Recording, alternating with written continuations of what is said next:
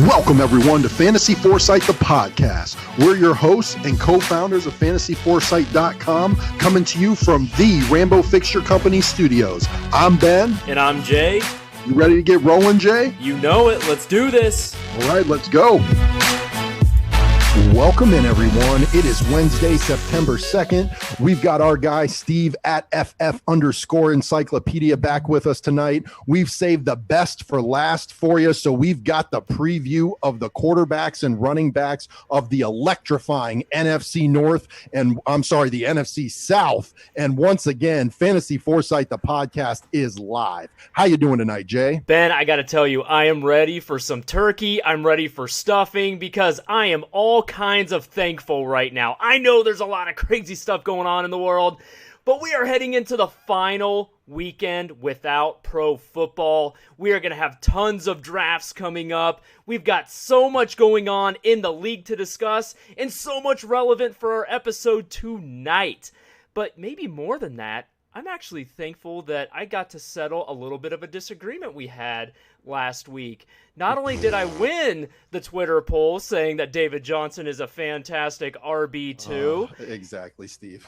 And on top of that, your guy isn't even on a team right now in Leonard Fournette. So, you know what? Everything's coming up roses right now. I love how you Foresight all of a sudden Jay. made this about David Johnson versus Leonard Fournette. Everything Steve, how I are you talk doing about tonight, on this my podcast is in a vacuum. You're ridiculous. Man, Steve, back me up. How you doing, brother?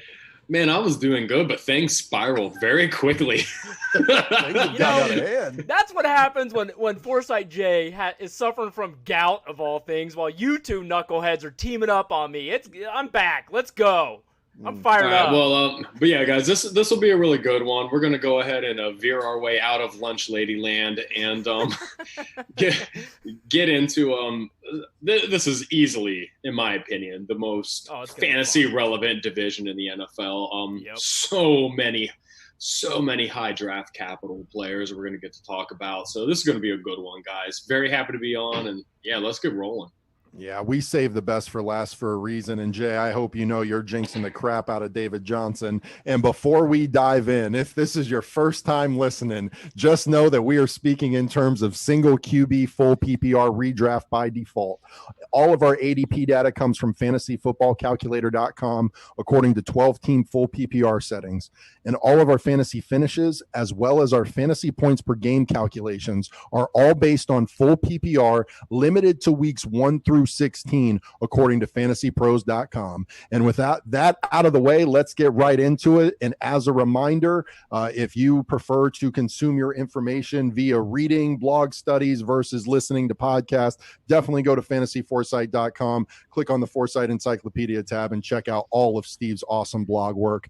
So with that all out of the way, it's time, fellas. First up, we've got the running backs and then the quarterbacks of the NFC South going in order of ADP. And we're starting off with the running back. So, of course, you know that means we're starting off with the best player in fantasy football, CMC, Christian McCaffrey, running back of the Carolina Panthers. Sit back and relax, Steve. It's going to be a long one. Oh, it's going to be a great one is what it's going to be. He's currently going as RB1 as the 101 in front of everyone. Saquon, Kamara, Zeke, CEH, Clyde Edwards-Helaire. Now, this doesn't even bother me, but it is noteworthy that the running backs for the Panthers have the sixth worst strength of schedule at the running back position, and their offensive line has the 17th rank tag on them, so they're middle of the road. Aggregate projection, total Foresight, of course, list them as RB1. Fantasy points per game over the last 3 seasons has been nuts. He was RB12 in fantasy points per game as a rookie. What did he do the next season? RB2 in fantasy points per game, and we all know he was RB1 in fantasy points per game last season. The man did not miss a start. He had almost 280 carries for over 1,360 yards for almost 5 yards per carry and 14 rushing touchdowns.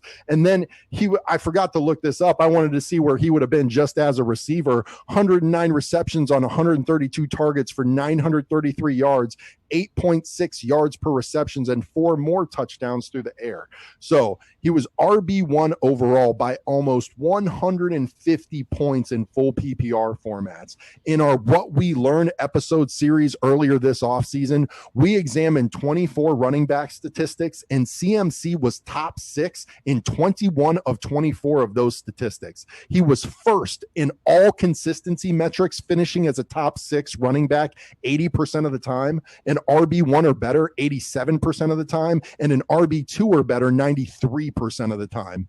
Per Next Gen Stats, he was the fourth most efficient north-south runner, and at playerprofiler.com, you see that he was 6th in breakaway runs and 2nd in dominator rating. Listen, I know what history tells us, but I truly think CMC is one of the very few historical exceptions to the rule about the severe regression of RBs coming off a 400-plus touch season, as Steve writes awesomely about. And here is why I think that about CMC.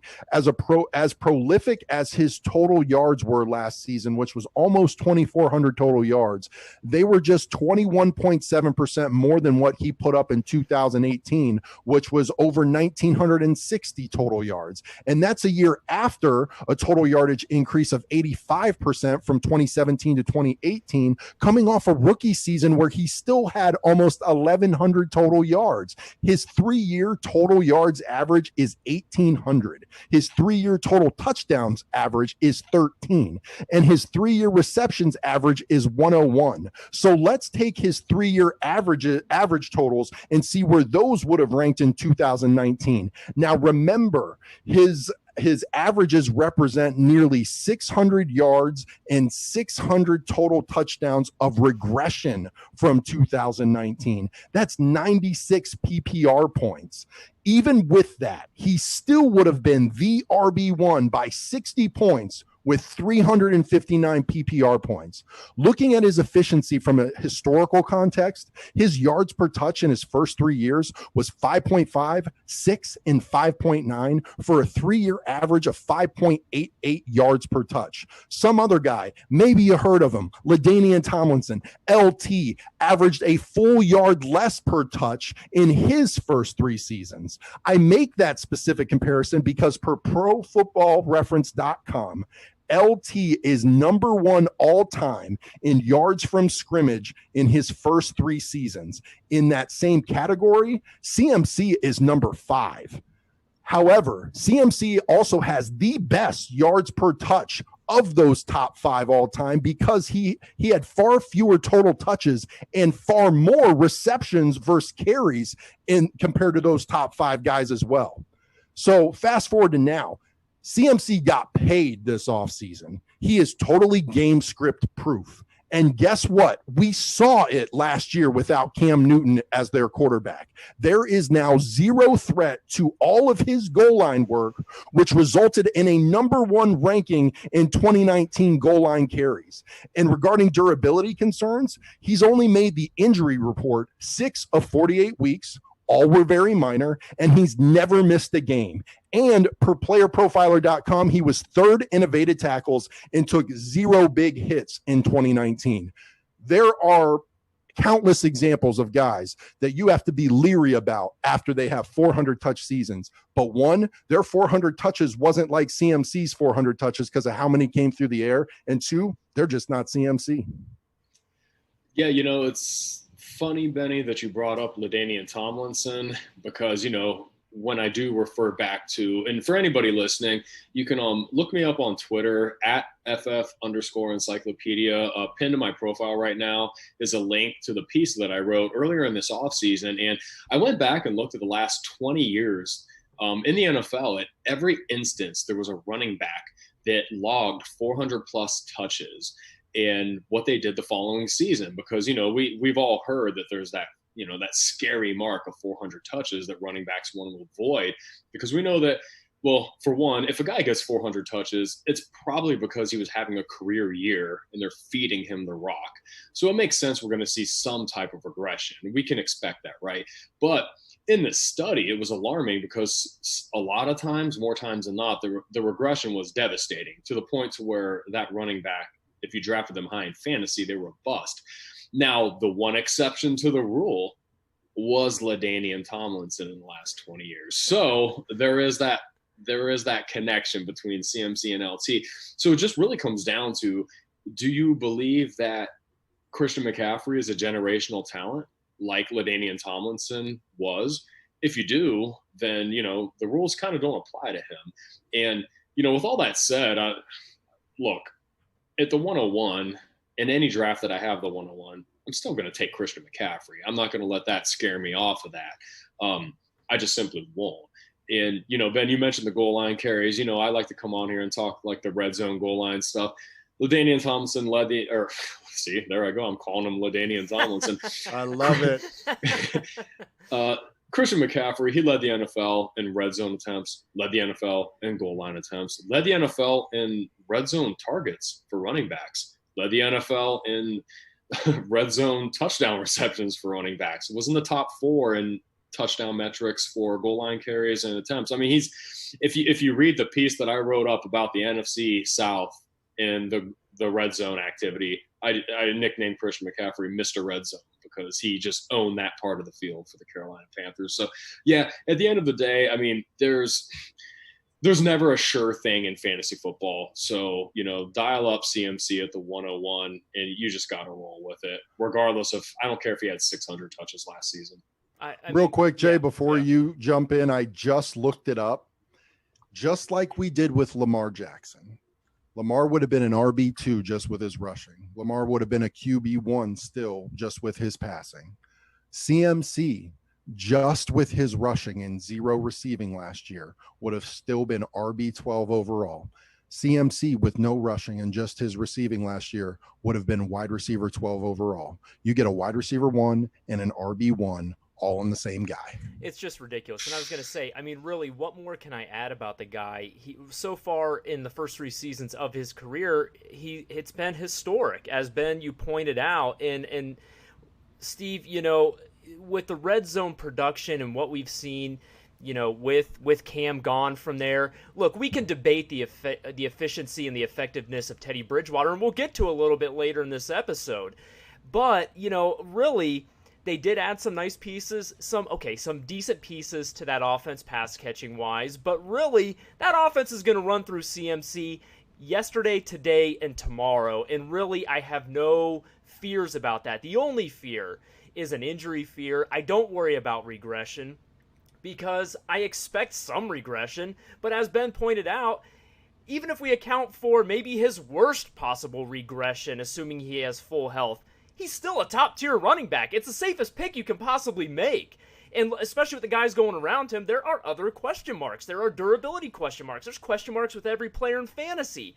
And the injury bug is not biased. It'll bite anybody. So everybody has that risk. So at the 101 in my draft, as the cornerstone of my franchise, be it redraft, dynasty, best ball, it doesn't matter. It's CMC. All right, let's go to a guy who has been in the headlines, and this one's going to be a fun one, and that is Alvin Kamara, who is currently RB3 going at the 104, the 4th overall selection behind Christian McCaffrey and Saquon Barkley, and in front of Zeke Elliott and Clyde Edwards-Helaire. Now, the Saints have the worst running back strength of schedule in the NFL. But they do have the second best offensive line ranking according to Pro Football Focus. In both his aggregate projection and his total Foresight rank, he is ranked as RB6 overall, which is a little bit, just a few spots behind his RB3 price tag. But at the top of the drafts, we have to analyze that because the price is expensive. Over the last 3 seasons in fantasy points per game, in 2017, in his breakout year, he was RB4 overall in points per game. In 2018, he was RB5 overall in points per game. And then last season, he was RB8 overall in points per game. Sure, it's trending a little bit the wrong way, but hey, we're talking about an RB1 overall in points per game for 3 straight seasons. Now, last year he did miss 2 games. He finished the year with 163 rushing attempts for 758 yards and a nice 4.7 yard per carry average and 3 touchdowns on the ground. That can certainly improve. He also grabbed 79 catches through the air on 94 targets for another 515 yards and 1 touchdown. Only 4 touchdowns overall. You would think that could certainly improve total. He was RB11 overall. He was 8th in consistency and 8th in consistency from weeks 10 to 16. He was 12th in Foresight consistency, 8 in top 6 percentage, which means only 7 running backs in the NFL finished in the top 6 in the position more often than Alvin Kamara did. He was 8th in RB1 percentage, 7th in RB2 percentage. He was 14th in runs of greater than 20 yards, 3rd in running back receptions, 4th in running back targets, and 6th in running back receiving yards. Also, according to playerprofiler.com, he was 11th in evaded tackles, 7th in juke rate, and 1st in big hits with 7. We talked about CMC had 0 big hits last season. Alvin Kamara took 7 big hits last season. So let's get to some of the drama. You know, if you've already had your draft and you took Alvin Kamara in the first round, and the news of the last few days has probably had you a little bit in a whirlwind. You know, there have been reports of him missing practice, and, there's been some ongoing contract negotiations. The Saints have publicly been open to trading Kamara. Kamara, also reportedly received an epidural shot and is dealing with some significant back problems. Then today it was reported that Sean Payton and Kamara had a very nice chat, and they're not too far apart in contract negotiations, and Kamara returned to practice. So thank you, Sleeper Alerts. I'm going to add this too, guys, because I did hear this as well. 4 teams did contact the Saints with significant interest in Alvin Kamara. Another thing to note, the Saints do have some cap space this season to give him an increased salary. However, next season, the Saints have the 2nd most committed contractual money against the cap in the NFL. And if the cap stays stagnant or even decreases to a projected $175 million, the Saints are going to have about $50 million of cap space to shed, and that's without a renegotiated Alvin Kamara contract. Can we talk about the Taysom Hill contract? Whoops, that might have been a little bit of a mistake. So it's going to be interesting to see if the Saints can, I'm sure they want to, but can extend Alvin Kamara to a point where he's happy to sign. I'm a little bit leery, honestly, at this point. It would be crazy for him to get traded, but the Saints might be in a tough position. So, I will say, even banged up last year, Kamara was far more effective than most people realize. But when you're looking at the running backs at the top of the draft, it does not give you a very good feeling to invest a high-end first-round pick on a guy who has all of this stuff currently swirling about him. Man, well, that's, like you said, it's a whirlwind. There's been so much information about this entire situation, even in the last 24 hours, that glad in our league of record to some degree that we didn't have to worry about any of that going on. But I'm just going to stick to the red zone stuff here, guys. Yeah. So last season, Alvin Kamara, he only had 26 red zone attempts for only 4 touchdowns, and he only had 7 goal line carries for 3 touchdowns. The reason I'm saying only in front of all of those numbers is because when you look back at 2018, Alvin Kamara had 50 red zone carries, which was 2nd in the NFL. He had 13 red zone touchdowns, 2nd in the NFL. He tied for 4th in goal line looks, 3rd in goal line touchdowns. He was one of the league leaders. I mean, really only Todd Gurley outshined him in the red zone in 2018. And so, I know he missed some time last season, but it's like night and day. And for me, if Kamara is a New Orleans Saint, everything works out and he's locked, loaded, ready to go. I love him having a bounce back season.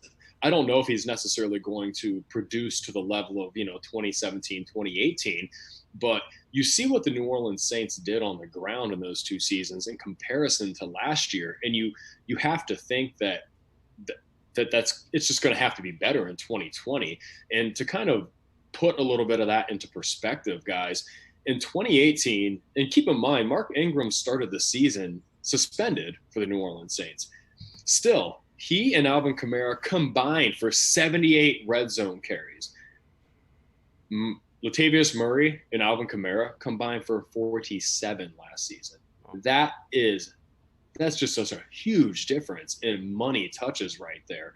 So, I think that the New Orleans Saints, they want to make this work, right? They know that Alvin Kamara is going to be a key piece in getting that elusive Super Bowl title. And this team, they know the window could be slammed shut at any time, pretty much whenever Drew Brees walks away or falls off a cliff with his production. So they need to get it done. They need to get it done now. They have the defense to win, and I think that running the football is going to be a key piece to their success in 2020. So, hey, let's hope for everyone out there. Fantasy football is going to be better if Alvin Kamara is a New Orleans Saint. It's going to be much more fun. We want that to happen. So get something done, guys. Get it done in New Orleans, please. Completely agree. And Ben, quick update. The Saints have $9 million in cap space right now. Next season, the cap this season is $198 million.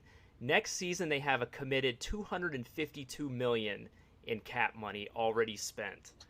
So now that they're projecting the cap to go up to $215, but if it stays stagnant or goes down, they'll have to shed at least $50 million in cap, and that's without an extension. So it's going to be tough for them to work that in, and they're going to have to restructure some things. And I don't know. Maybe they'll worry about it when they get to it, but we'll see.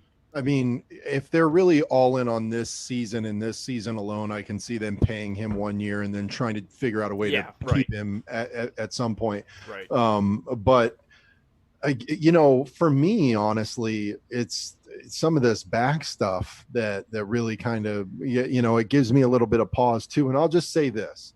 I love Kamara, the talent. I really think that he is a top tier running back. I think a lot of people don't even give him his due credit for what he was able to pull off last year while he was battling through injuries and even missing 2 games.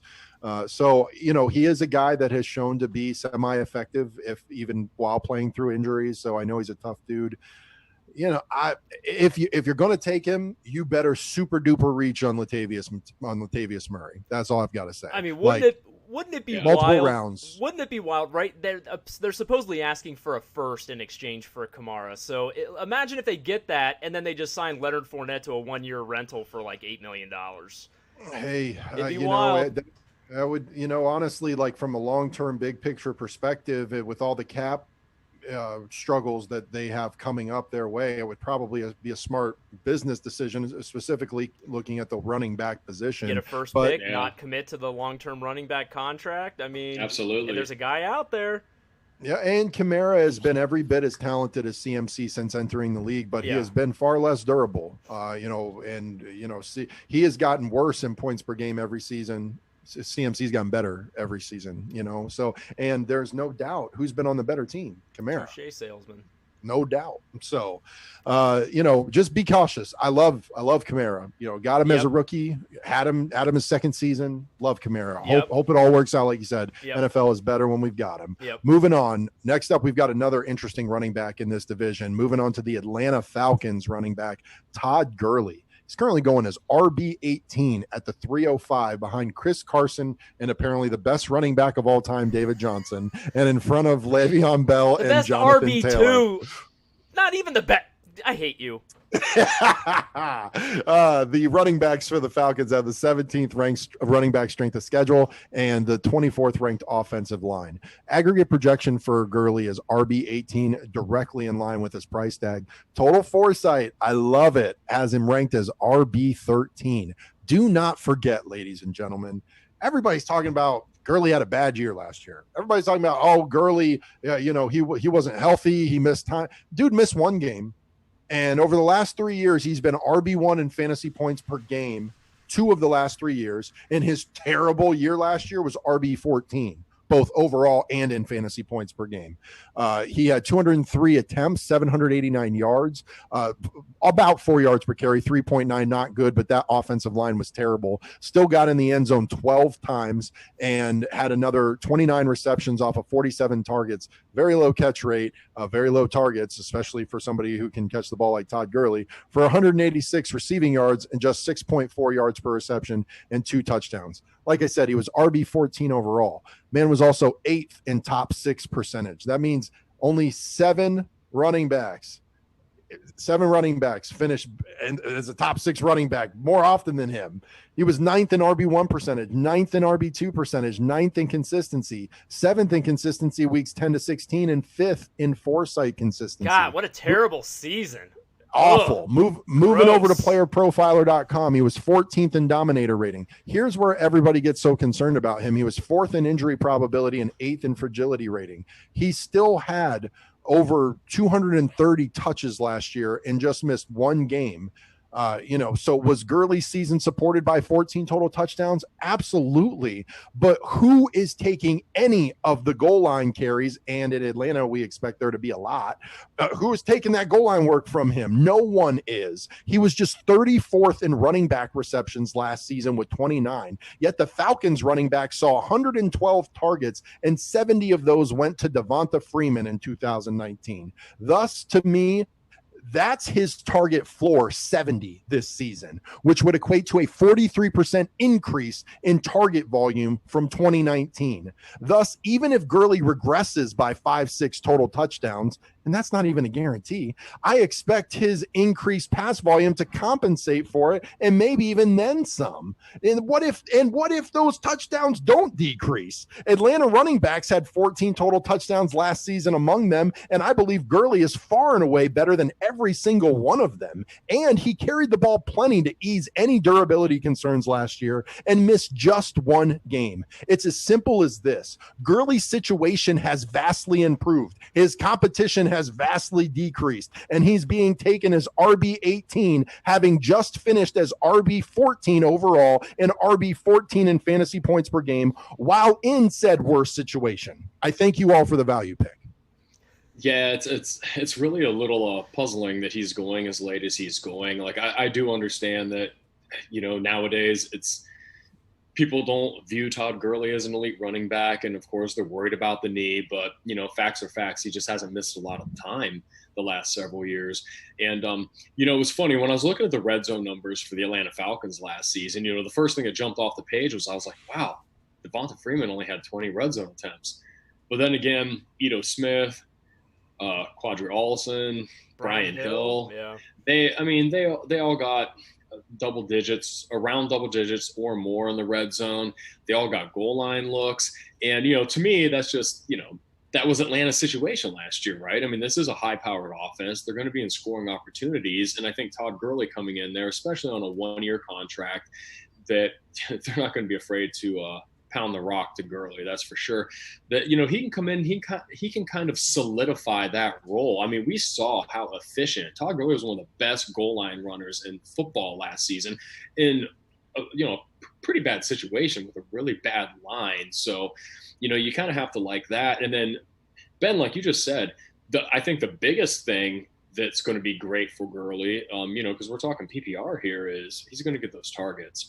So, we've heard it's been said that they're going to try to get him 15 to 25 touches. And so long as he's in the lineup and he can hold up to it and he can take those kind of touches on a week-to-week basis, I love Gurley, especially if you're one of those people that has the 101 and you're taking CMC and you feel locked and loaded at the running back position. You can roll the dice a little bit, even if you're worried about his knee, because right there at that 2-3 turn, he's going to be there. And you can get yourself an RB2 that you could feel pretty good about, because you don't want to wait to get your RB2 at the 4 or 5 turn. It's going to start looking pretty gross at that point in time. So I just really like Todd Gurley. I feel like where he's going in drafts is perfect for like where you'd want to slot him into your fantasy roster. It's so funny you say that, Steve, because our guy Travis Sumter, who's also in our Total Foresight Challenge what the Competition. Fantasy Foresight Challenge, Yeah, I'm just TFFC. seeing that. Yeah, he just said the exact same thing. Grab him on the turn, just like he did last year. And you're absolutely right. If you're drafting the 101 and then the 212 and the 301, you go CMC, Todd Gurley, and you get yourself a very nice value wide receiver one as well. And you are set up with 3 cornerstone pieces. Yeah, good stuff, Trav. We appreciate that. Yeah, Sorry, Jay. We got to get Travis on one of these episodes. Yeah, sometime. for sure. Yeah. We will. Yep. Yeah, the only thing I'm going to add is the perception out there is almost like people are painting Todd Gurley as this old guy with a bum knee who can't hack it anymore. He's only 26 years old, and his knee thing isn't new. He's had it since college. So in an arthritic knee, I worry less about. I mean, we can deal with some pain and some management there more so than, coming off of like a ligament injury or something like that. So, in last season, we knew they were going to put him on a little bit of a pitch count and watch his workload a little bit more, and there was no problem with that as long as you had the right expectations. So again, heading into this season, if you have the right expectations, Ben, you said it. He's on a better team in a better situation, and he'll probably get some more opportunities through the air. Steve, you kind of alluded to the fact about the goal line carries. Devonta Freeman missed a couple games last year, so they had to get some other guys involved more. So this season, that's not necessarily the case. I'm sure they'll have some complimentary guys to spell Gurley here and there, but I'm with you guys. I expect some good things. He's going home. He's going to be motivated, and there are certainly enough doubters out there to also give him some added motivation. And let's face it, the Falcons are going to be playing from behind a little bit, so game script is going to be good for that offense once again. I mean, they're going to be playing against some nice high-powered offenses, and, they're playing in the Dome. I mean, what could be better than that, too? So it's a good situation at RB18. I love it. All right, this one we may disagree on. Next running back off the board is Ronald Jones. What? Rojo. I can't believe it. What a renaissance, man. Good for you. Right now, Rojo is being drafted as RB28 with the 8th pick in the 5th round behind Kareem Hunt and Cam Akers, going in front of David Montgomery and DeAndre Swift. The Bucs have the 10th ranked running back strength of schedule this season and the 13th ranked offensive line. Rojo's current aggregate projection is RB22, well ahead of his RB28 price tag. However, Total Foresight, now that it is fully dialed in, has Rojo projected at RB31. Gotta say, I like that ranking, Total Foresight. His fantasy points per game over the last 3 seasons, well, you guys remember his rookie year, right? RB96 in points per game, but then he did bounce back last year and get his head on straight and managed to finish with an RB33 points per game finish. He did miss 1 game last season, finished with 161 attempts for 618 yards for a much improved 3.8 yards per carry average over his rookie season and 6 touchdowns. He also added 29 catches on 38 targets for 1 yard shy of 300 yards, but did not get in the end zone through the air. All right, let's go through some of his notable stats. Let's really dissect Ronald Jones heading into this season. Last year, he finished RB24 overall. He was 30th in consistency, 32nd in consistency weeks 10 to 16. Keep in mind, this is just consistency as compared to other running backs, not overall.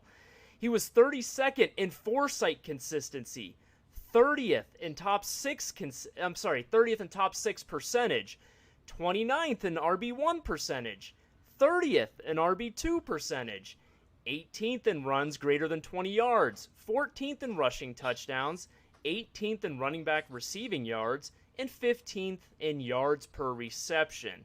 Now, according to Next Gen Stats, he did face the 14th most percentage of 8+ defensive fronts, so I will give him that credit. He was also, according to PlayerProfiler.com, 17th in breakaway run rate. And I'm going to let Steve get to a very notable stat for Ronald Jones. But Rojo was just 24th in rush attempts last season because he was almost always in a negative game script. Bring in Tom Brady and look at that defense, and it certainly looks like the path to a positive game script is there.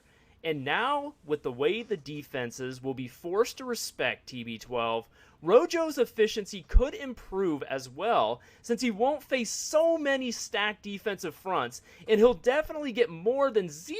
Well, I'm going to save that for Steve, unlike last year. Thus, you guys really like his value at RB28. Now, the word on the street is Tampa Bay is all of a sudden a significant potential landing spot for Leonard Fournette. So we'll just start off with, Jay, you teased it twice. Yes, Rojo did not, during the 2019 fantasy season, sniff a single goal line carry. And yeah, it was RB24 with 6 rushing touchdowns. That's true. However, Peyton Barber is no longer a Tampa Bay Buccaneer. And I do want to say when it does come to Rojo in the red zone, he only had 18 carries, but he scored 6 times. Hey, yep. So you're wrong, Jay. That kind of efficiency is, that's not sustainable. You can't give a guy 1 out of every 3 times he touches the ball in the red zone he scores, but that is actually pretty fantastic. I'll say this about Ronald Jones really quick. Where he's going in drafts, I love it. If you can have him be a flex running back or the first running back on your bench, why not? If he remains the starting running back for the Tampa Bay Buccaneers, given that their situation looks really nice, obviously, and you want to have that, right? I mean, Peyton Barber's not there.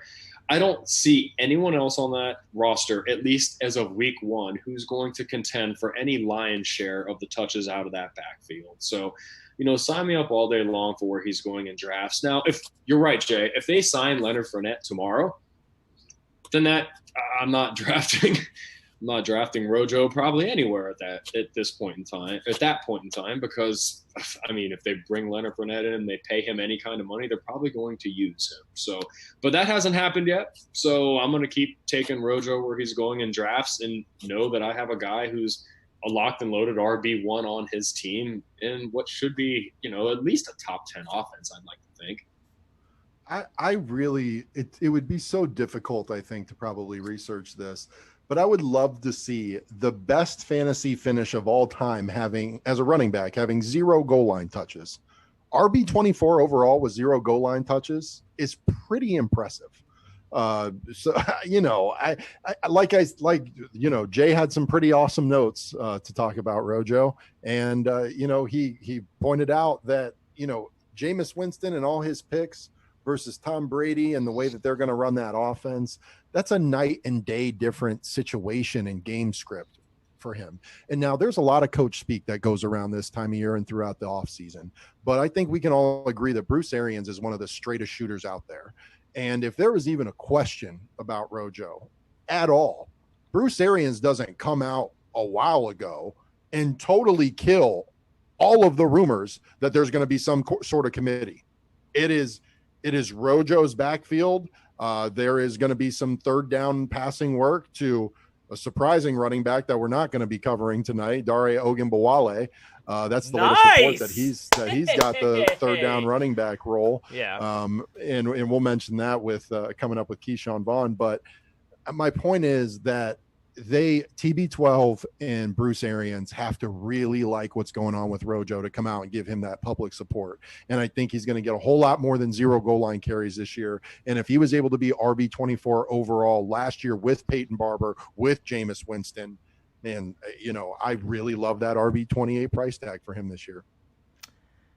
I'm just going to have to agree to disagree. I can't be a Rojo. I can't. For a guy who has struggled at times as much as he has, in my mind, I just don't know which Rojo I'm going to get. And you saw that with his extremely low consistency. And Ben, you said, you expect him to get more red zone touches or goal line touches, but he finished as 14th in rushing touchdowns last season. So it's not like he wasn't getting in the end zone. And that's what I'm saying. Imagine if he gets goal line touches on top of it. Come on, man. I'm just there not in front of you. I'm just not somebody who can stake my fantasy future in Ronald Jones. Hey, there's only 2 types of people in this world: David Johnson people And Rojo people. I am so glad to be on this side of that fence. Oh, I cannot wait to hindsight the crap out of these episodes. Either way, it's going to be a good time. Next up in this division, we have New Orleans Saints running back Latavius Murray. All of a sudden, a very interesting name in fantasy football. Currently going as the RB42 at the 812. I'm sure that's set to shoot up a little bit. He's going behind Tevin Coleman and Alexander Madison and in front of Kerryon Johnson and Damian Harris. Like we said with Kamara, he's got the worst RB strength of schedule, but the second best offensive line.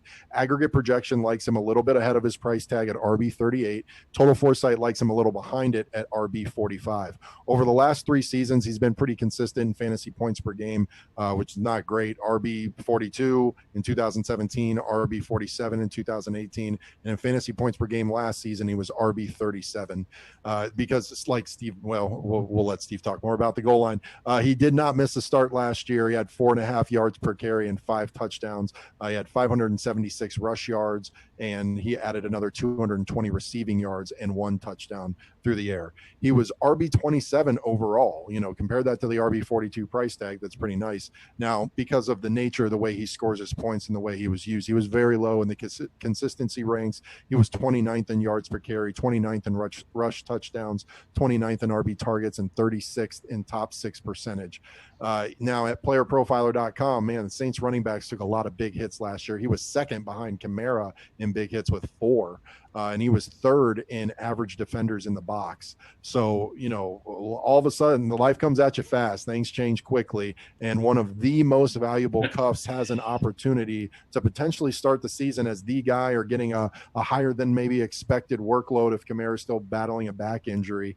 And when he got the lion's share of the looks in that offense in limited opportunities last year, he was RB2 and RB3 in those weeks overall. Kamara just needed an epidural shot in his back. That is not good. Latavius is a must draft 2 to 3 rounds ahead of his ADP if you take Kamara in the top half of the first round, period. Yeah, kind of like what I talked about, guys, when, I talked about Alvin Kamara and what his role in the offense was when I was looking at the red zone numbers. Kind of a similar thing when it came to Latavius Murray. It was, surprisingly low, just 23 red zone attempts, only 5 goal line looks. And, if you want to go back to, think about it, guys. You go back to, 2017 when we had Mark Ingram and Alvin Kamara both finish as RB1s. And I feel like that was one of the better Saints offenses that we've seen. And again, what I think that New Orleans is going to try to recapture this season, Mark Ingram was one of the top guys in the NFL in red zone carries and goal line carries. And so was Alvin Kamara. And of course, that's how they both get to an RB1 finish, right? So, I think that, Latavius Murray, outside of course, when he lit fantasy football on fire when Kamara was out last year, was sort of disappointing because I think we all did sort of expect a little bit more of that Mark Ingram type value with him, like standalone last season. We didn't really see it, but I do like that. Heading into 2020, I do think that he will have, in just my opinion, I think he will have more standalone value, and we'll see that occur as the season goes on. But yeah, like you said, Ben, if Kamara is not on the team, I don't know how high. Just curious, how high do you think you guys would draft Latavius Murray? Say you're heading into, say Kamara gets traded. First round pick. They haven't signed anybody else, and you're drafting this weekend. Where do you think you take Latavius? I mean, I don't want to. That's a tough question to answer. Well, ahead of RB42. I mean, he's an RB1 for sure for me. I'm just trying to reconcile. But you have to. But going into your draft, you have to assume the Saints are going to pick somebody up. You have to assume somebody's going to join that fold, and then where do you think he's going to fit in that mix? But with your cap concerns, Jay, do not misunderstand what I'm trying to say here. Right. They have Latavius Murray and Ty Montgomery. That is a far cry worse than Kamara. However, in that offense with those two running backs, you can probably still be okay. Right. Yeah, you're right. And alleviate your cap concerns without having to bring somebody else in. If you're going to bring somebody else in, you might as well pay Kamara for the year. Well, and I was going to say, I mean, you have like somebody like Devonta Freeman out there who's sitting there, but really would he impact your thought as much if he joined the fold with Latavius Murray as like a Leonard Fournette? So, it doesn't have to be Leonard Fournette. It could be somebody else. And then maybe you're like, well, Latavius could be the lead dog still. So in that offense, that's pretty attractive. So Steve, to answer your question, man, that's tough. Guys, I have to go back and look at the ranks. Certainly ahead of Ronald Jones, I can tell you that much. Well, I mean, Latavius has been there a year. There's the familiarity. He knows the playbook. He's probably going to know a lot about, a lot of the, especially the pass protection blitz. Yeah, especially. So, I have to think that, like, I do think they absolutely have to add somebody, but I think it'd probably be more of just like a body for depth, and they would just roll with, that they've seen what they can do with Latavius Murray as the guy. So, and I believe in those couple of starts that Latavius got. I think he had RB3. Yeah, but I think he had like 14, 15, 16 receptions over those two games, which you don't view him as a PPR running back. But then again, he hasn't played with Drew Brees and the Saints before. So, yeah, I don't know. It'd be really interesting, guys. I wouldn't be surprised if he was one of those people that like crept into the bottom of the first round or something. So, man, it's just craziness this fantasy football season, I tell you. I can't wait to talk about the true running back on the Tampa Bay Buccaneers. Can I get started? Go ahead. All right, and that is Keyshawn Vaughn, rookie running back for the Tampa Bay Bucks, going as RB54 right now with the first pick in the 12th round. He's going right behind Bryce Love and Duke Johnson and in front of Justin Jackson and Nyheim Hines. I mean, clearly the best value out of that group. My goodness, people. What are we doing? All right. As I mentioned before, the Bucks have the 10th ranked running back strength of schedule in the NFL and the 13th ranked offensive line. Keyshawn's aggregate projection is RB51. Total Foresight likes him as RB42. See, guys, get on board, man. Total Foresight knows what's up. God, you guys need to listen to me more often. All right, let's go. Let's review his college notes. He was Dane Brugler's rookie RB14 overall. He led his team in rushing both years at Vanderbilt. In 2018, he had 9 starts out of 12 games and recorded 157 attempts for 1,244 yards for almost an 8-yard per carry average and 12 touchdowns. He also added 13 catches for 170 yards and 2 more scores. In 2019, he had 12 starts out of 12 games, 198 attempts, 1,028 yards, averaged 5.2 yards per carry, and 9 touchdowns on the ground. He also added 29 receptions for 286 yards, almost a 10-yard per carry. Wow. Easy for me to say, 10-yard per reception average, and did get in the end zone once through the air. His best comparable, according to playerprofiler.com, is Dalvin Cook. Don't hold the injury probability against him. Some additional notes for you. Dane Brugler sums up Vaughn as saying, quote, overall, Vaughn gets in trouble when he passes up singles looking for extra base hits, but he accelerates well while shifting gears to catch defenders off balance, projecting as a capable third down option with potential to be more, close quote. Kind of sounds like Alvin Kamara. With Tom Brady at the quarterback position, pass protection is priority number 1. If he can get that figured out, he has the potential to develop into a Boston Scott type as the year goes on and as he gains Brady's trust. But for now, it feels like the Rojo show. And just today, via another trusty sleeper alert, Dari Ben said it best, is currently projected as the third down running back to start the season. Well, and that's just it, Jay. I think, at the end of the day, you have Keyshawn Vaughn, who started training camp on the, COVID-19 exempt list. And Steve, that's a good thing. He got it behind him. Yeah, except get it out of the way.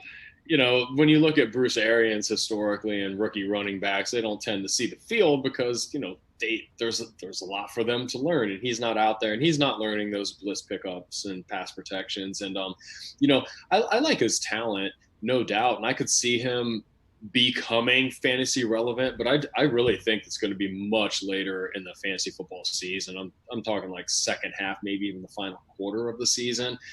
And that's if Ronald Jones doesn't like truly step up and seize that job throughout the year. If Ronald Jones leaves the opportunity for Keyshawn Vaughn to carve out a role. But I just think it's going to take time. It's going to take him time practicing throughout the season in order to be somebody that is trusted enough to be on the field with, the GOAT. So they did use a third round pick on him, Steve. And from now on, can we refer to Rojo as 1.8 yard per carry Rojo? Just can we do that? No. I mean, if you want to talk about his rookie preseason, but yeah, and like I said, and that's the thing. Rojo definitely has that like stigma from his rookie season. Even last year, he was a tough guy to play because you didn't know what Bruce Arians was going to do with that rushing offense, who was actually going to get the touches. People tried to project and predict it all season and just kept getting it wrong. It was very frustrating if you trotted Ronald Jones out there. But I'll tell you what, he will be the guy week one who gets all the work. So, and that's appropriately priced, in his ADP. So, but yeah, as far as Keyshawn Vaughn, unless you have a deep bench, I don't really understand. I really don't think he should be drafted and redraft, honestly. Not like he's somebody he's going to get dropped by so many teams, and he will get picked up and he will be useful probably, but it's going to be much later on in the 2020 season. I'll pick him up. I could at least listen to the. I think Jay is just enjoying sliding into the role of contrarian because he can't be this wrong this often. There's just no way. I have too much respect for him for that. So here's the deal. I can listen to you talk about Keyshawn Vaughn being the third down back before the sleeper alert today about Dare Ogunbowale. I mean, that Keyshawn Vaughn, his only shot was being the third down back because they have come out and put all their support behind Rojo. Now that that's off the table and he's missed all this training camp time, they are in an all-in win the Super Bowl or bust situation in Tampa Bay. They don't have time to bring some rookie along. So, this guy did have a talented college career at Vanderbilt. I don't discount that. He also did, though, go down in total yards and yards per carry and rushing touchdowns from one year to the next. So it's, there's some good and some bad. The bottom line is this year for redraft, I'm with Steve. I am not touching him. Definitely not to start the year. Definitely when he's going right behind Duke Johnson. If you make me choose between Duke Johnson and Keyshawn Vaughn, I'm going to laugh at you. So moving on to another Tampa Bay running back who's simply getting drafted by name alone. Tampa Bay Buccaneers running back LaShawn McCoy is still alive and kicking in the NFL, going as RB62 at the 13-12 behind the likes of Benny Snell Jr. and Carlos Hyde, and in front of Anthony McFarland Jr. and DeAndre Washington. Again, 10th ranked strength of schedule, 13th ranked offensive line. He's not ranked in the projections or total foresight because why? He was RB 45 in fantasy points per game each of the last two seasons. Of course, back in 2017, before he fell off the cliff, he was RB9 overall. RB9 in fantasy points per game. He missed 2 games last year. He only had 101 rush attempts for 465 yards in that Kansas City offense, 4.6 yards per carry, 4 touchdowns, added another 28 receptions on 34 targets for 181 yards and an additional receiving touchdown. He was RB39 overall. He was 18th in rushes greater than 20 yards. He was 26th in yards per carry and 26th in touchdowns. And at next gen stats, you can see that he was also the 15th most efficient north-south runner in the NFL.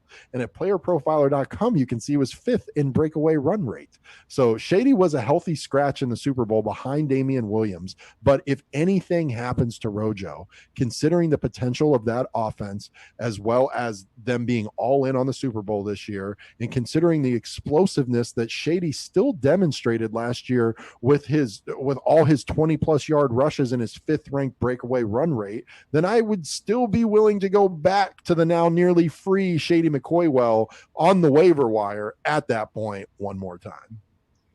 Yeah, I mean, well, guys, first of all, let me go ahead and give you all of his red zone numbers. Nah, I'm just kidding. We're not going to do that. but Yeah, I mean, in this COVID-19 season, I guess there's who knows.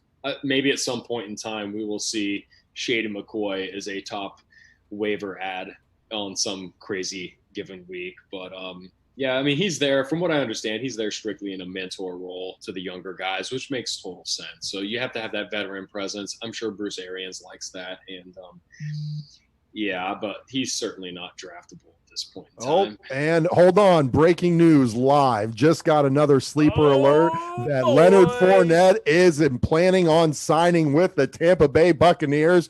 Bye-bye, Rojo. Bye-bye, Keyshawn Vaughn. Literally, bye-bye, LaShawn McCoy. To be right. Oh, undefeated. Undefeated.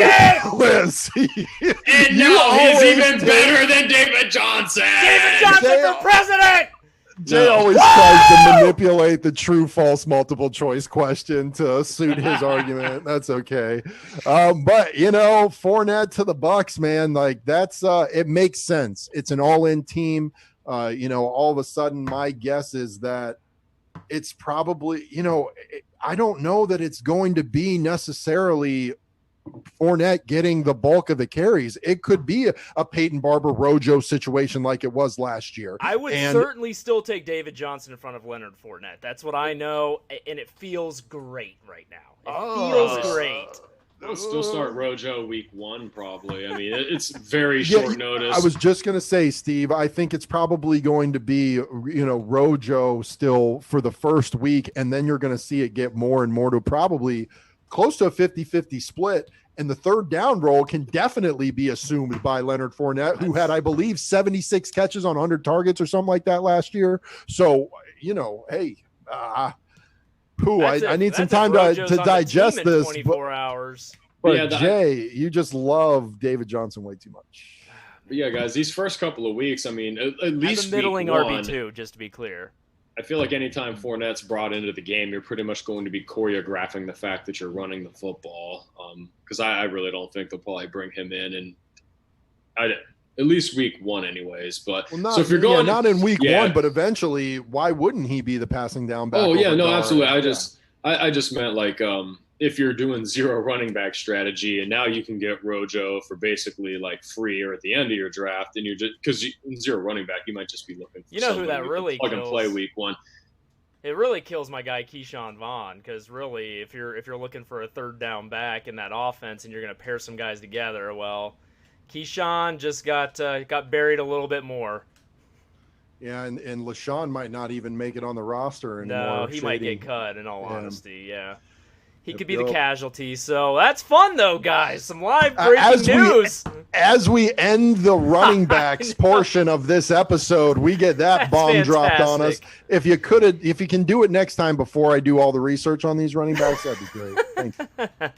I love how I hear like all of our phones buzzing at the same time. Yeah. It's that very distinct sleeper sound too.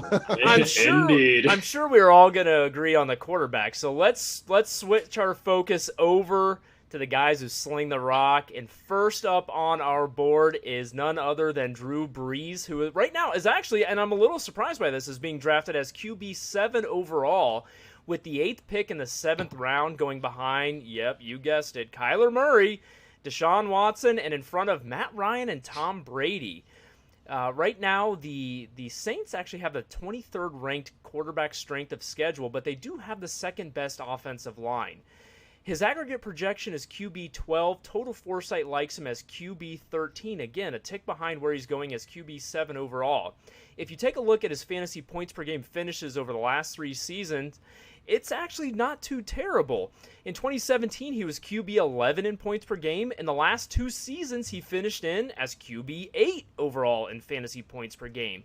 In last season, he did miss 5 games, although, you know, he's Drew Brees. His completion percentage was 75% when he was on the field. He threw 24 touchdowns to just 4 interceptions, and he did actually make it into the end zone with a rushing attempt. Now, he was just QB 24 overall because of those 5 missed games, but he was 10th in consistency, 6th in consistency from weeks 10 to 16, which is very interesting because there's a big sentiment out there that he did fall off come later in the season and that his arm strength maybe wasn't quite there as much. He was also 4th in Foresight consistency, 3rd in QB1 percentage, 4th in touchdown to interception ratio, 3rd in touchdowns per attempt, 1st in completion percentage, 11th in passing touchdowns. Guys, the picture is very rosy here. 2nd in passer rating, 2nd in completion percentage, above expectation according to Next Gen Stats. He was also 1st in accuracy rating and true completion percentage, 2nd in adjusted yards per attempt, 3rd in production premium, 3rd in fantasy points per dropback. Are you seeing a trend here? All that thanks to playerprofiler.com. It's very simple. If Drew Brees is indoors, and especially at home, he's a locked and loaded top 6 fantasy quarterback, even still at 41 years old. And I'm telling you, I think people are massively sleeping on the significance of adding Emmanuel Sanders to that wide receiving core. Has Drew Brees ever had a truly legit wide receiver 2? Certainly not recently. Plus, Manny showed a lot last year, balling out after an Achilles injury when everybody wrote him off, which is just absolutely crazy. And Brees still has Michael Thomas, still has Jared Cook, and Brees has been hyping Traquan Smith this offseason. And even if something happens with Kamara, then Latavius Murray and Ty Montgomery will be just fine. I've seen Drew slide in a lot of drafts, and I've been thrilled to get him around QB9, QB10, and you should be too. So this probably doesn't come as any kind of surprise, guys, but Drew Brees in the red zone last season was just a stone cold killer. So as we can recall, what was it, like week 2? I think they were playing in LA, and he hurt his hand on a helmet. Yeah, but at any rate, yeah. So but that happened really early in the contest, right? So essentially, he only played 10 games last season. So naturally, he only ranked 23rd in red zone attempts. However, he was still 5th in touchdowns in the red zone. And he also completed nearly 70% of his passes. In an area of the field where the windows are tight and the margin for error is very small. But then again, that's why Drew Brees is one of the GOATs, right? So not surprised. It was a little startling seeing that, but then you're like, well, it's Drew Brees, so not that surprising. Now, if you're in the camp that believes that they will throw with the frequency that the New Orleans Saints were throwing with last season, then Drew Brees could very well outproduce where he's going in drafts. I mentioned it earlier. I'm more on the side of the fence where I do think that we're going to see more of that 2018 rushing attack out of the New Orleans Saints, where you saw Drew Brees be more of a low-end QB1, better suited for like kind of a quarterback platoon kind of a situation where you attack those home games, the dome games, the games where you think it's going to be higher scoring. So, that's kind of where I'm with when it comes to Drew Brees. I like him. He's going late enough that you can certainly draft him and then, like I said, kind of platoon him with somebody else. So, but like I said, if you think he's going to throw the ball a lot, then he's fantastic, and he does have the best set of weapons I can really probably ever remember him having in his career, honestly. Absolutely. And even in the year that you rightfully bring up in 2018, Steve, he was still QB8 in fantasy points per game. And I would argue that he did not have the weapons then that he has now, for sure. With him having all those weapons, with him being as accurate and as efficient as he is, and showing down the stretch that he was 6th in consistency from weeks 10 to 16, he didn't fall off at all. And, I think whatever whatever would come down in the way of some pass volume is going to be sustained by the efficiency and the fact that the Manny Sanders is now there. Like, that opens the field up so much for Jared Cook, and Jared Cook's efficiency was just stupid last year, and now it's going to be an even easier time. And all Drew Brees has been doing, like Jay said, has been hyping Traquan on top of it. So it's like, if he's right about Traquan, him and Jared Cook are going to eat up the middle of the field at all levels, because Manny and MT are taking care of the outside all day.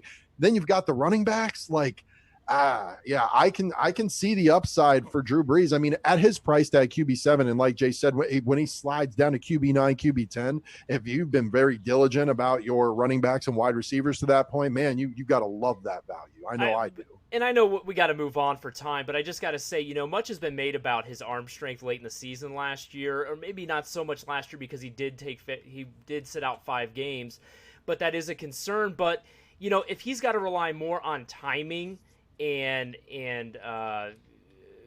accuracy, I mean, who better to rely on those things if he has to take a little bit of zip off the ball? And we saw Peyton Manning do that with great efficiency in Denver. So if anybody can do it, it's Drew Brees, and Peyton showed that it can be done with great success. So I'm really not as concerned, but I'm really proud of the fantasy community because they're still drafting him as QB7. I never in my wildest imagination would have thought he'd be going there on average. So kudos, everybody. Well done. All right.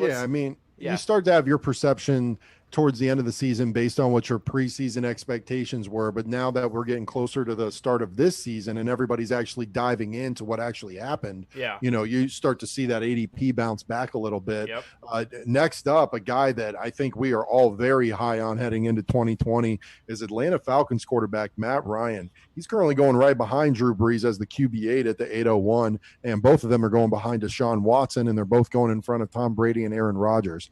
The Falcons do have the second worst quarterback strength of schedule and just the 24th ranked offensive line. Not the best combination in the world.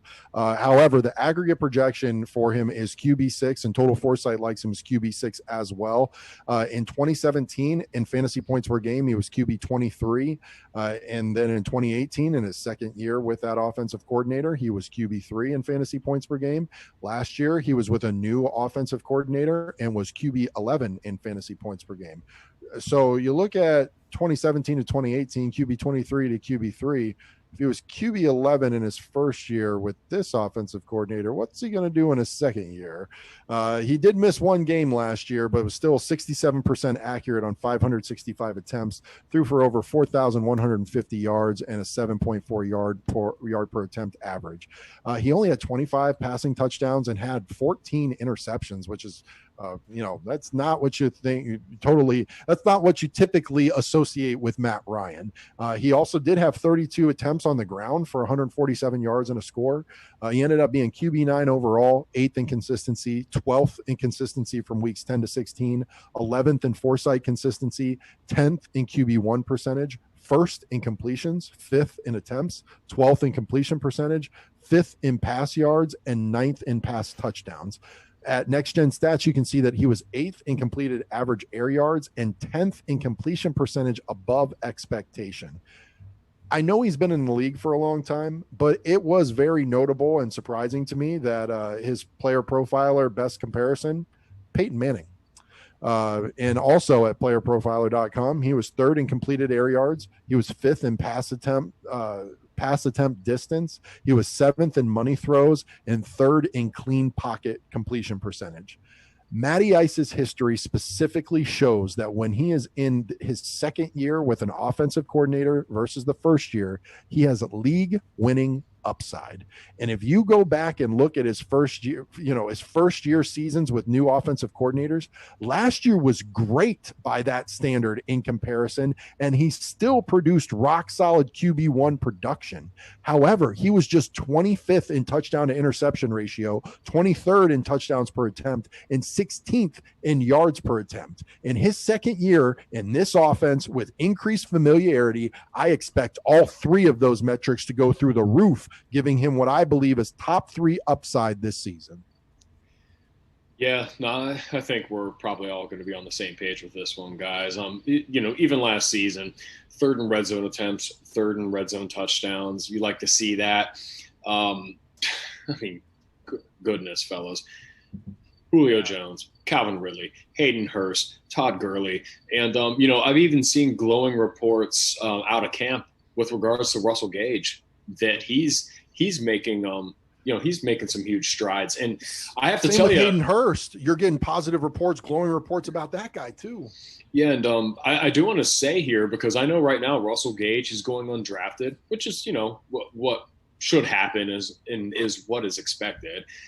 He last season, I don't know if you guys realize this or not, he was third on the team in red zone targets. He actually had more than Calvin Ridley. So it's just somebody to keep in mind that should something happen to Calvin Ridley or Julio Jones, if they're saying this kid's making strides in camp, like you want to own that WR2 in Atlanta. So keep him in mind as somebody, at least keep him on your radar. But yeah, Matt like Ryan, a speculative stash. Hey. Dum diddly dee.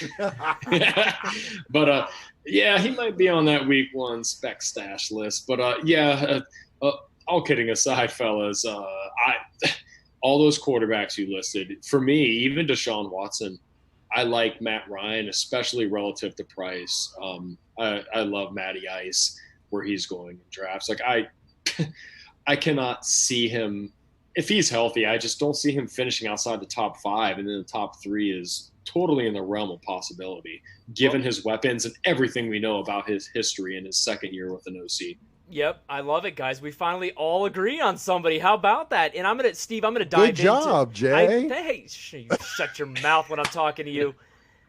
I'm going to dive into the specifics of his bounce back seasons in the second year of offensive coordinators. Let's go through his last 2 coaching changes. Let's see, what year is this? 2015. He finished with 234 fantasy points. The following season, in year 2, more than 100 points better, 348 fantasy points. Okay, and then 3 years ago, he finished with 228 fantasy points. The following season, 353, 130-point increase in fantasy points. Last season, of the last 3 coaching changes, was his best first year, as Ben alluded to. 267 points, almost 35 points better than his first year of any of his previous coordinators. So it does speak well to Matt Ryan. It does make you have high expectations. I certainly have them. I'm banking on it. And you know what? It's fate that I have him in our league of record, and his best comparable is Peyton Manning, who led me to so many championships. It is fate. You might as well pack it up, head home. We'll see you next season. All right, talk about your vanity plate now. I don't know what you're talking about. Moving on. Tom Brady. Oh, well, do I have to cover him? Hey, sorry. And really quick, guys, before we do move to Tom Brady, I do want to say when it comes to Matt Ryan that, and Jay, you're gonna like hearing this and just soak it up. But, there's a lot of people I've heard out there that they'll say, well, I think the OC thing, that's, kind of just coincidence. And, if you've listened to Matt Ryan talk and you've heard his interviews, read his interviews, he's a very intelligent individual. And you can't stress enough how much it means to have the year in, year out consistency of having the same offensive coordinator, getting to learn and then actually grow upon what you learned that first year in the same offensive system, in the same playbook. And he's just the kind of person that he thrives on getting that opportunity. So really wish. Jay, I'll give you a 10th rounder from next year. Thanks, I appreciate that. No, but I'm with you, man. It's just like any job. You got to get into it, get in the groove, and actually do the work and figure out what's working, what's not. Get all the nuances down, and that takes some time. You're playing live games against real defenses, seeing how they're reacting. So you got to get into that and kind of you may know the offense on paper, but until you're seeing how defenses react and you're getting into it, it takes time. So Then you come the second season and you've got all that under your belt, so now you can really start mastering it. So it makes total sense to me why the second year with a new offensive coordinator is such a big difference for a quarterback. All right, let's talk about my boy Tom Brady. Yes, I did have TB12 on my license plate for a year. It was very enjoyable, and really nobody ever asked me about it. Right now, Tom Brady is being drafted as QB9, wearing orange or burnt red or whatever you want to call it. With the fourth selection in the eighth round. Well, yeah, those are the nice unis. All right, he's being drafted behind Drew Brees and Matt Ryan, the guys we just talked about, and in front of Aaron Rodgers and Josh Allen. The Bucs have the 25th ranked quarterback strength of schedule and the 13th ranked offensive line. An interesting combination, with all the hype heading into the season. We'll see how that plays out. Right now, Tom Brady's aggregate projection is QB9, and his total Foresight rank is actually QB7. Total Foresight giving the champ some respect in his new digs. His fantasy points per game finishes over the last 3 years. He was QB6 3 years ago, QB17 2 years ago, and QB16 last year in fantasy points per game. He did not miss a start. His completion percentage was 61%, but he did sling the rock, at least surprising to me, 584 times in New England. What? He did finish with a little over 3,800 passing yards, 22 touchdowns, 7 interceptions. He did also scramble a little bit on the ground and added 3 rushing touchdowns. What? That's insane. Okay. All right. Tom Brady was also QB12 overall. 15th in consistency, 22nd in consistency weeks 10 to 16, which is a little surprising, and also 19th in Foresight consistency. Tom Brady was also 20th in QB1 percentage, 13th in touchdown interception ratio, and 34th in touchdowns per attempt. So, maybe starting to paint a cautionary tale, but despite being second in attempts, he was 7th in completions and 9th in passing yards. So, I think that maybe speaks more to the guys catching balls in New England more than it does to Tom Brady's ability. And it's also noteworthy that he was 7th in quarterback rushing touchdowns. Sorry. He's a good QB sneaker. I guess. Who knew about that rushing ability out of Tom Brady?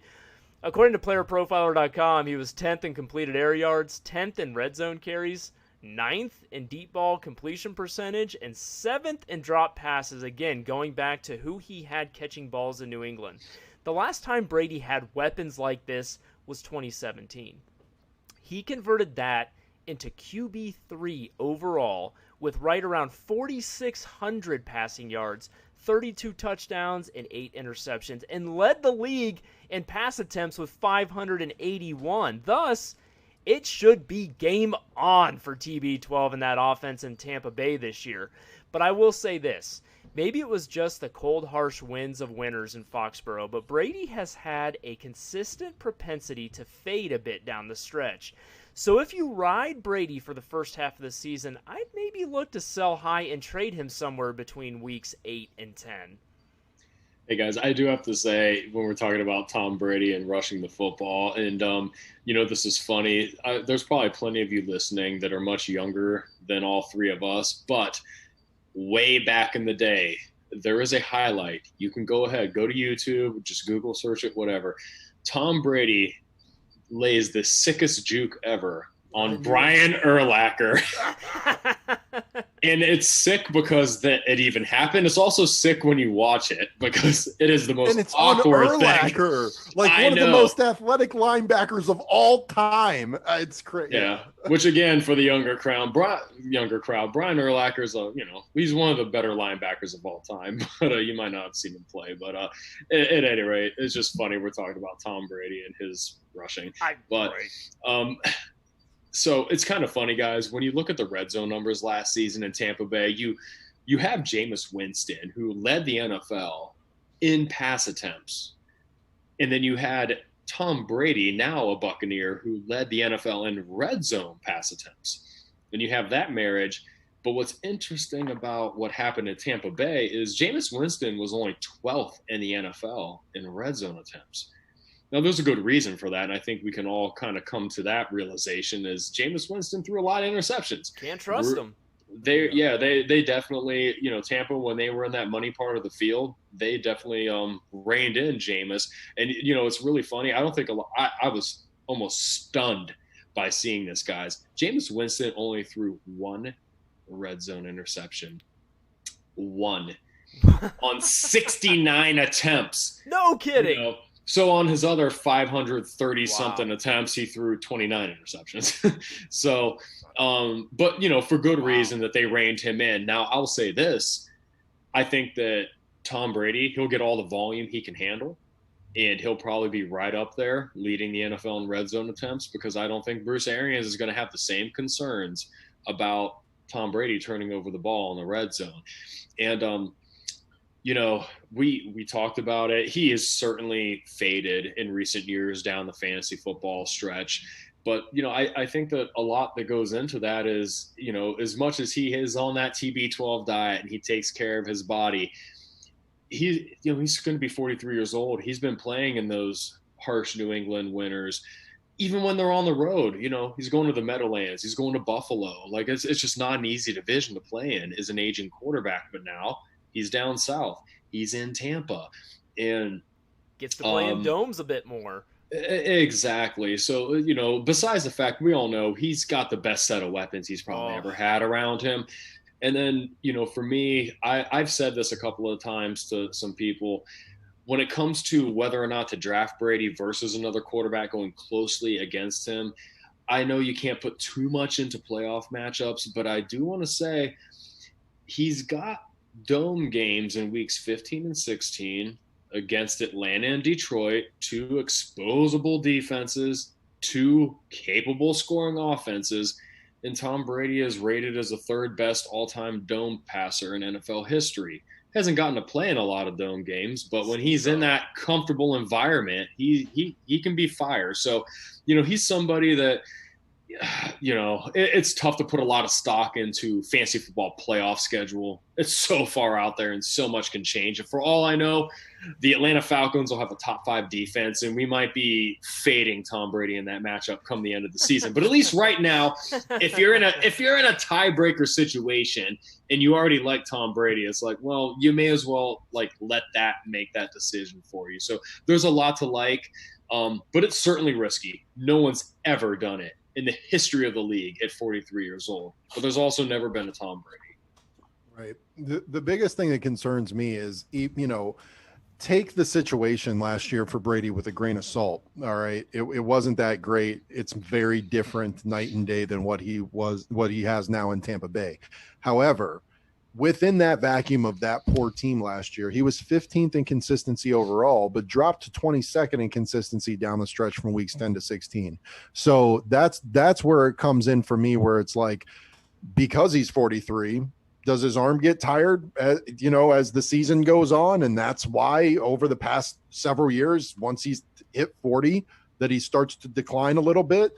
I think that this team doesn't care about fantasy football. This team doesn't care about stats. This team is on a mission, Super Bowl or bust, period. That's what you can see it coming. Sometimes in basketball, football, there's a clear team where it's like everybody's going there because it's the best shot to get a ring. Yeah. That's what's happening in Tampa Bay this year. And granted, it's a lot of new pieces coming together, but Tom Brady's a freak of nature, and he's been walking into wrong people's houses months ago trying to make sure he's starting to get some continuity with his organization. That's a great point, Ben. But that's a situation he's used to, because that's what New England's been over the last 2 decades. Is everybody goes there because it's their best chance to win a ring. He knows that pressure. He knows that role.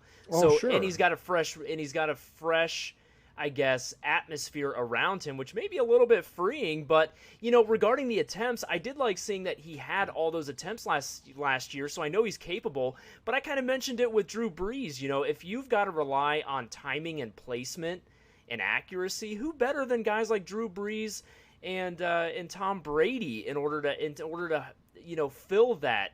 So with the guys going around him, the guys who can catch the ball, it's night and day from what he had in New England last year.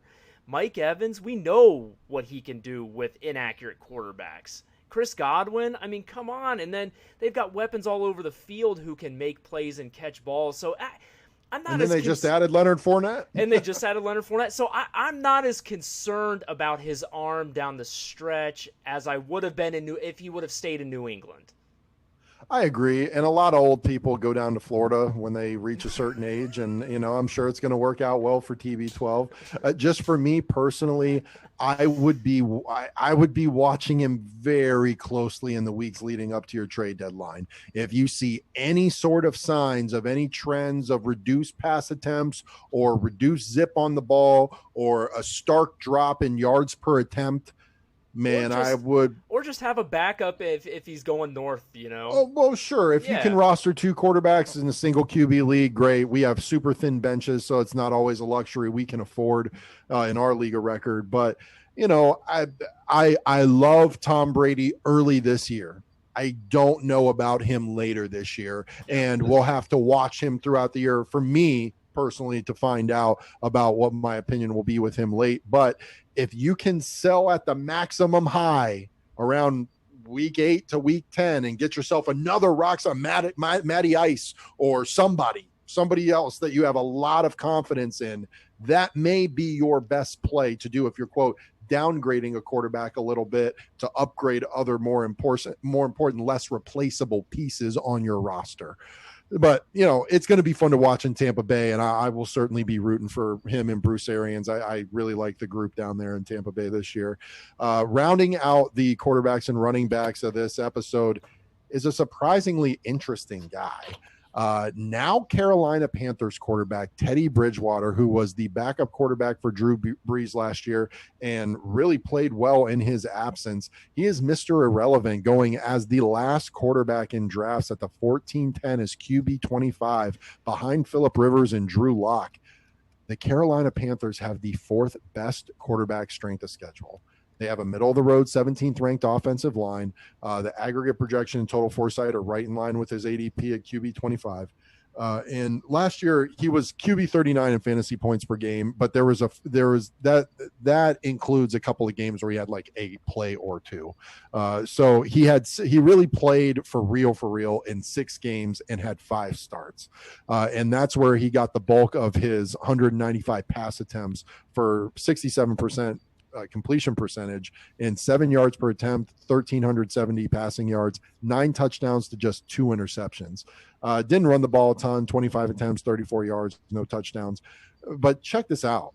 I mean, he can only control what he can control, and we can only judge him based on his numbers when he played. While he played, he was 6th in touchdown to interception ratio. While he played, he was 8th in completion percentage. At Next Gen Stats, you can see he was 11th in passer rating. He was 13th in completion percentage above expectation. At playerprofiler.com, did you know his best comparable is Aaron Rodgers? And also he was 9th in true passer rating, 4th in true completion percentage, 2nd in play action completion percentage, 4th in deep ball completion percentage, 9th in clean pocket completion percentage, and 2nd in accuracy rating. Teddy B had greater than 100 passer rating in 3 of his 5 starts last year, including a QB4 finish in week 5. Teddy is such a better quarterback than Kyle Allen, and I do believe Teddy will be streamer worthy here and there, if not better, on what I truly expect to be a sneaky good offense in 2020. Yeah, no, absolutely. When you look at Teddy Bridgewater, guys, his situation, man, Travis just now here listening to us on Facebook, he's like, they're going to be playing behind a lot in 2020, and they absolutely will. I mean, we would all agree this projects to be one of the worst defenses in the NFL. But then not only are you faithful that Teddy Bridgewater is a solid, if not above average NFL quarterback, much better than Kyle Allen was last year for the Carolina Panthers. But then you look at the fact he's got DJ Moore, he's got Carter Samuel, they brought in Robbie Anderson, they got Ian Thomas. Obviously, they have Christian McCaffrey. So this is definitely a guy that I have a feeling. No, not even a feeling. I think we can just call it as it is. He's going to be somebody who is at the top of the weekly waiver wire targeted. If you're streaming quarterbacks, add him for the week because the matchup is juicy. kind of a quarterback because the volume's it's going to be there and the weapons are around him. He just has to make the read and make the throw. And we know that Teddy Bridgewater is perfectly capable of doing that. So yeah, he's somebody that, I'm not drafting him. I wouldn't blame someone who did, but the point is you don't have to. So, you could certainly stream this dude. And I think that he's probably going to end up shocking a lot of people this fantasy football season. Well, hey, somebody who drafted Tom Brady and needs somebody to just fill in spots here and there. Teddy could be a great guy to add to that bench. That's true. I mean, well, not in those playoff games down the stretch, but hey, TB12, the weather, and hey, his best receiver, the only receiver he had, Julian Edelman, was also banged up down the stretch last season. I know. I'm with you. Yeah, like you said, night and day situation. But, Teddy B, he's probably going to finish a lot higher than folks are giving him a credit for this season. All right, guys. One preview episode left. Woo! You don't have anything to say about Teddy B? Nah, I think you guys covered it. Listen, I mean, you guys have me talked more into believing in Teddy B than I was heading into the episode. I still want to see it first before investing anything. But, Steve, to your point, he's basically free, so he could be a nice bench stash. But then again, there are a couple nice bench stashes out there, so it's just whatever your cup of tea is. So, specifically in 2 quarterback leads, you want to talk about value? Amen. Absolutely. No, that's a very good point, Ben. And hey, guys, even if Teddy B say he comes out and throws for 323 and 3 TDs week 1, people are still going to be skeptical, and they're still not going to pick him up. And you can get him for like a low bid. So I'm with you, Steve. For sure. Look at that. We came together towards the end of the episode. Good job, Jay. It was very nice. Well, you guys keep mentioning Travis, friend of the show, who's a writer for Belly Up Sports. You're going to enjoy our Twitter banter when you guys see it later on. So, great. Excellent. Don't worry about it. That's fine. Well, we got all these documented. We'll be able to come back. You're gonna have some pink hair. It's gonna be awesome. Whatever. It's gonna be great. All right, 1 episode left in the preview series. That means football is around the corner. Let's go, guys. RVJ, are you gonna be here on Saturday? I'll be here early Saturday. Yes. Okay, then Steve-O, are you out on Saturday like normal, or are you going to make a special guest appearance on the last preview app?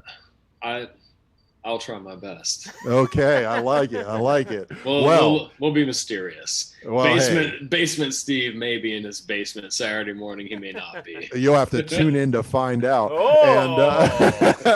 And either way, it'll be at least me and Jay. Hopefully Steve will be able to join us. If not, we have got the final installment of our preview episode, and then we're going to move to a twice per week format during the season, but we are going to have a special little mini episode just to celebrate football coming back and to preview just the opening matchup on Thursday Night Football when Deshaun Watson takes on Pat Mahomes as the Texans go to Kansas City. So if football is pretty much back, and as long as it doesn't get messed up, this is really going to help improve what has been an exceptionally long 2020 year. How dare you? As Deshaun Watson takes him on, I think as you mean David Johnson takes him on. Get it right, bud. Fair enough. Your world. Thank you.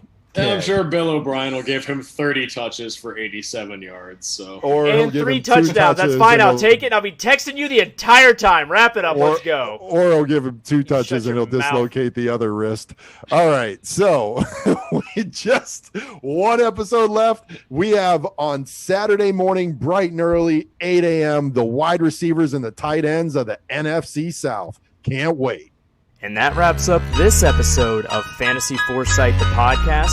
We thank you for joining us. Be sure to visit us, as always, at fantasyforesight.com. Use the links at the bottom of the page to find us across social media, including Twitter, Facebook, YouTube, and wherever you pod. We hope you enjoyed the episode, and we'll see you next time.